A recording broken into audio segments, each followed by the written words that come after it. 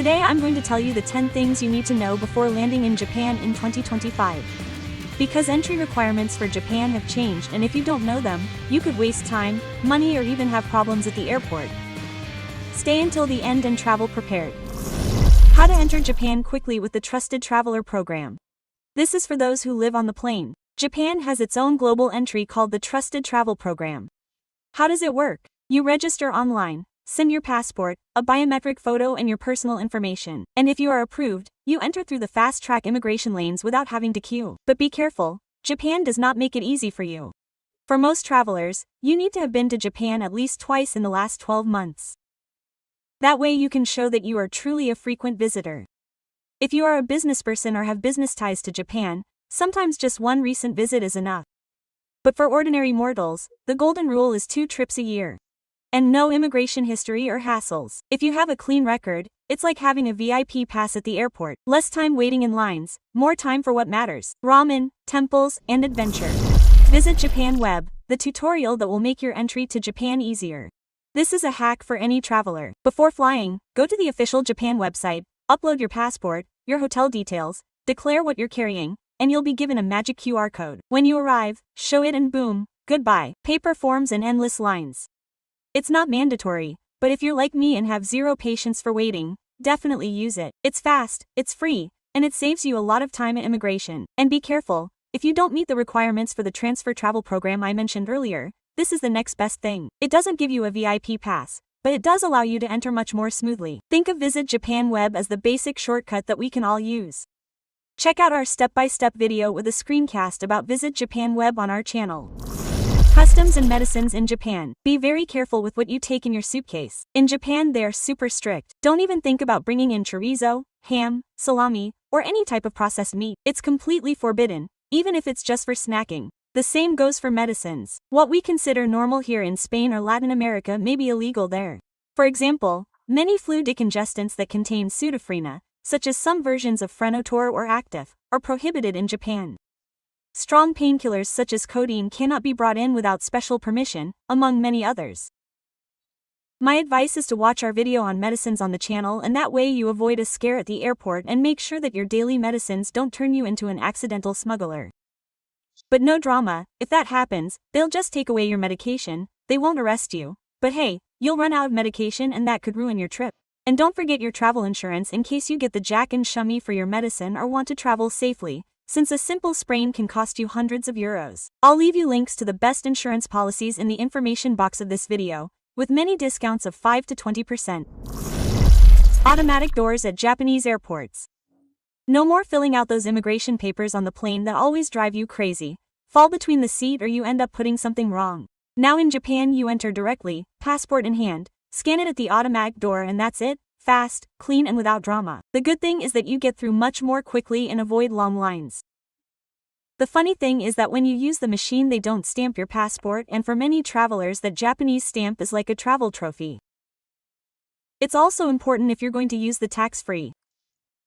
The easy solution: you go up to an officer and ask for it. They'll stamp it for you without any problem. I always do it because I don't plan on leaving Japan without my souvenir printed in ink and my tax-free purchases. Getting through Tokyo's airports faster. First things first, Tokyo has 2 international airports, Haneda and Narita. Haneda is like the main gate. It's only a 20 or 30-minute train ride from the city center, super convenient, great if you don't want to waste a minute. Even the Japanese locals say that Haneda is the front door to Tokyo. Narita, on the other hand, is pretty, let's say, a pain in the ass, if you'll pardon the word. Technically, it's not even in Tokyo, but in Chiba Prefecture. It takes at least an hour to get to the city center, and after a 14-hour flight, believe me, it feels like running a marathon. Now, Narita also has its advantages. Many international flights land there, especially low-cost airlines, and it also has a lot of duty-free shops and launch lounges. The trick is to always check your ticket. Don't let your friends wait for you Haneda and you land at Narita. Of course, if you have your JRP, you should know that the Narita Tokyo ticket is covered and you won't pay more to go to the center. I'll leave you the link to the cheapest JRs in the information box. Sayonara Tax. The tax for leaving Japan goes up. Did you know that in Japan there's a tax just for leaving the country? Yes, it's called the Sayonara Tax. Since 2019, each international passenger pays 1,000 yen when leaving Japan, already included in the price of the ticket. You don't see it, but it's there. They say that this money is invested in airports, technology, and tourist services. So far so good, but there's talk of raising it to 3,000 yen. And of course, if you're traveling alone, it's fine. But if you're traveling with your family, multiply it. 4 or 5 people like us when we go would cost 12,000 yen just to say goodbye. A very expensive farewell, right? Pre-clearance, Japanese immigration at the departure airport. This sounds like science fiction, but it's real. Japan is already testing a pre-clearance system. What does it mean? You go through Japanese immigration at the departure airport before boarding the plane. They check your passport, fingerprints, photo, everything. When you arrive in Japan, you enter as if you were a domestic passenger, without lines, without waiting, straight to pick up your luggage. Technically, it's like having entered Japan before taking off. At the moment, it's being tested in Taiwan and some other Asian countries, but the idea is to expand it to more international airports. Imagine how convenient it would be to leave Madrid, New York or Mexico City, already with the Japanese stamp on it. The future of travel could be this way, and Japan always wants to be one step ahead. There's a reason they say Japan lives in the year 2050.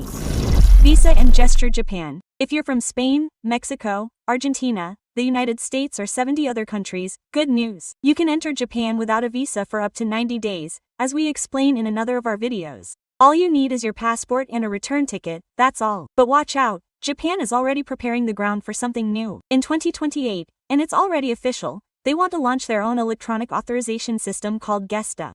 Yes, it will basically be like the one in the United States that you heard about in Europe. Translation plus online paperwork before flying. It hasn't been implemented or mandatory in 2025, but it's good to know because the future looks like this.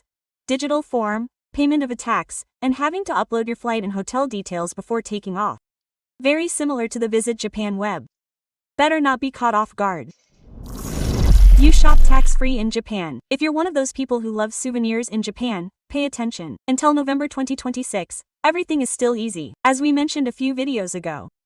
You show your passport at the store with your stamp, they discount the tax for the moment, and you leave happy with your bag. But then Japan changes the system. You'll have to pay full tax at the store, keep all receipts, and make sure the products are unopened. And only after leaving the country can you request a refund at the airport. It sounds like extra paperwork, and yes, it is. Fewer spontaneous purchases, more organization. So if you're someone who loves to improvise in the shops here in Kuwabara or in the department stores in Shibuya, get ready because shopping is going to be more bureaucratic than fun. I'm already stressed out just thinking about it. Problems. Long lines at the airport are coming. You could lose your tickets or simply buy things that you'll eat or wear during your trip. Fly to Japan and enjoy mass tourism. Get ready because flying to Japan in 2025 is more expensive than ever. Direct flights are almost a luxury, so many people choose to stop over in China, Germany, South Korea or Taiwan to cut costs. The problem is that these routes make the trip longer and any delay in the connection can be a headache. Add to that the fact that Japan relaxed entry restrictions for Chinese tourists at the end of 2024 and the result has been waves of visitors. We're talking about millions more per year. As a result, Kyoto is more crowded, Tokyo has endless queues and the most famous places are packed to the rafters. The moral of the story is simple. If you really want to enjoy yourself, book well in advance and open your radar to lesser-known places. Japan is full of hidden and secret corners, rural hotspots, small temples, off-the-beaten-path neighborhoods that are worth as much or more than the great classics and also without the stress of the crowds. And that's it. 10 things that can make the difference between a smooth trip and a trip full of scares. My advice, be smart, be fast and be flexible. Japan is incredible, but it can also be chaotic if you don't prepare. If you enjoyed this video, subscribe, give it a like, hit the bell and tell me in the comments which part surprised you the most. I'm already planning mine again with ramen included. See you in the next video. No.